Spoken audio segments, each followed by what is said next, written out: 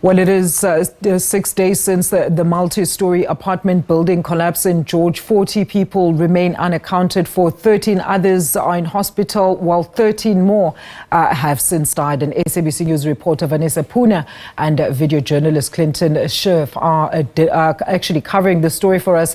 Let's join them live. Vanessa, as the days tick by, it must be quite difficult for the families who've lost their loved ones. But tell us about the survivor. Where is he at the moment? And how is he currently recovering? Yes, good afternoon to you, Alicia. And I can tell you, when you say that there were scenes of elation here at the site, I think that's putting it mildly. Of course, we know that it's day 5 since this incident, 5 or 6. And of course, 118 hours, almost to the hour, when the survivor was retrieved and taken to the George Provincial Hospital. Of course, this is what authorities have been wanting, hoping, praying and working towards for the past few days since this calamity happened on Monday. I'm joined now by the Western Cape Minister for Health and Wellness, Noma French Mbombo, who accompanied the ambulance to the hospital. Minister, good afternoon to you. Surely you said just now that you got quite emotional. I mean, it has been a mammoth effort over the past few days. Let us first start with you accompanying the survivor to hospital. Can you talk to us a bit what happened on that journey? Actually, he kept us busy because he was talking, sharing in terms of the experience and also who he was.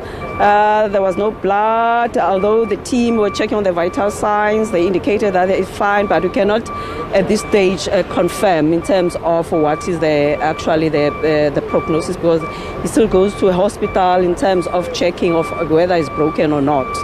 I think for the most overwhelming part is about when he says that he was with other three, like on the other side, although they are all in one, each and everyone in his own corner with a slab surrounding him, but he was conversing with the others on the other side, which were taken out, I think on Wednesday or something like that, and was left all by himself.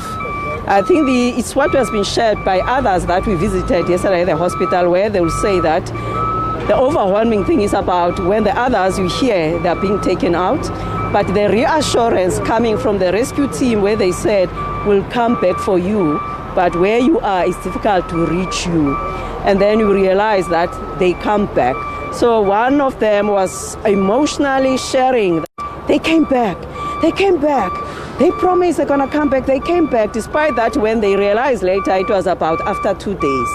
So when we have got a live person, after the whole of the digging that is happening, the sniffing by the dogs, is really overwhelming when we realize that at least there's a life that has been saved. And also we're still continuing with the digging. Minister, of course, operations came to a halt with the big machinery just now as they were retrieving that worker. I see that the heavy machinery is back again now, and of course these efforts will continue. I spoke to the Premier a short while ago, and he was saying this is what he had been praying for, this is what the entire team has been praying for, and of course that this is still very much a rescue effort and not merely a recovery effort. Indeed, especially after the experience, I had a conversation with the survivors. One lady was even saying that we could hear you. The hope that you brought, like you were above and there's a drilling, we could hear you, the rescue team, that you kept on searching for us. That's what actually brought the team to say that there could be miracles do happen. That's the miracle that we have just seen it now. But also noting, Vanessa, that we have got sniffer dogs. They also need counseling. So I heard now that there are also the dogs taking shifts, and also they are being counseled. Just like the staff, they are being counseled. I was just sharing that they must understand that whilst we only hear when they take out the body and being handed over to the forensic, and then that's when official is being announced. The rescue team will, through the sniffer dogs, will have identified that there is a human. But it might take even more than a day or even half a day to get to that person. During that process, they are emotional in terms of getting to the person. So although they don't share publicly in terms of that we have just identified, but it might take longer for them, they will have known. So that's why for me it's about to ensuring that the staff gets supported.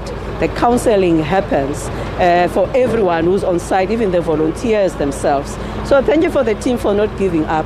So those words that came from those survivors, they said, you came back, you came back. You promised you're going to come back, and you did come back. Because others, actually with the survivors, there was one or two where when they came back, it was still difficult, but they managed to drill and put up oxygen and also some water. And they took him out after a day, although he was not aware.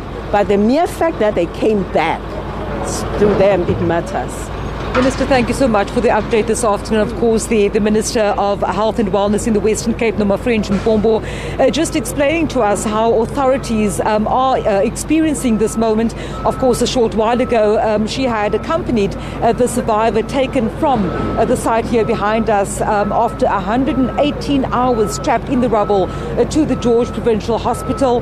And of course, just saying that because this effort is ongoing and authorities say expect it to be ongoing for at least the next 7 to 10 days. It's very important that the rescue personnel, the workers on site here behind us, are also receiving the necessary trauma counselling as well as psychotherapy. Because, as she's just explained, even though people may be discovered in the rubble behind me, of course, the processes have to unfold in terms of their safe retrieval. Yes, I can tell you that at the moment it's quite noisy behind me. We have some trucks coming in here behind me because the excavators, as well as heavy machinery, as you'll see in the background over there, they are now loading more of those concrete broken up onto the backs of these trucks. And of course, those efforts will continue.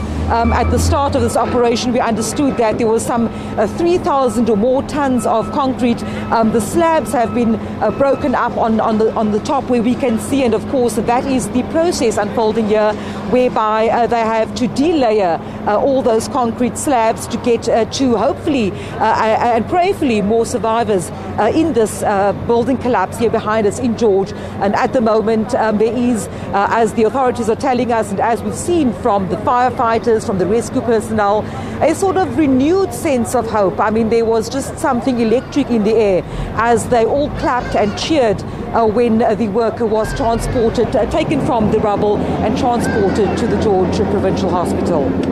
Vanessa, talk to us about communication with some of those that are still trapped underneath the rubble. We understand some have been able to communicate in terms of course, voice notes to their families as well as some of the personnel on site.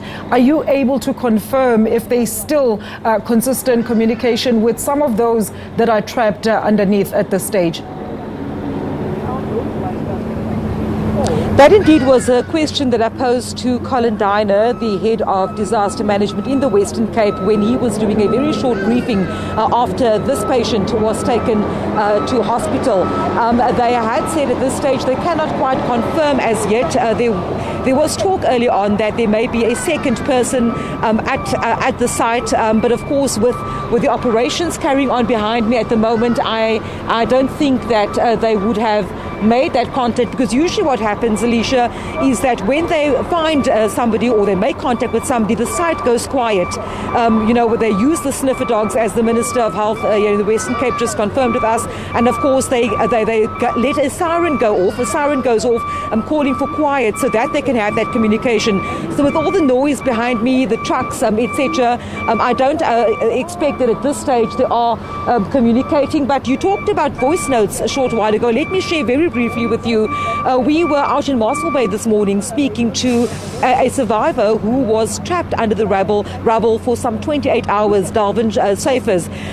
He, of course, is very happy to be back home. He had communicated via voice notes with his family for all those hours that he was trapped beneath the rubble, and he is back home now. He is still extremely emotional, saying that while he is expected to be happy, grateful to be alive and to be home, he is still very sad and traumatized, not just because of his ordeal that he suffered and went through, but also because he still has colleagues, people that he would have met on site. He's an electrician and he was working on the site a few days a week, and of course saying that the hope remains that more people will be recovered, brought to the surface alive from this collapsed building site behind me here in George. Certainly keep track on that story. That is SABC News reporter Vanessa Poonah reporting to us from day 6 of that rescue mission, as well as efforts out in George where a building collapsed.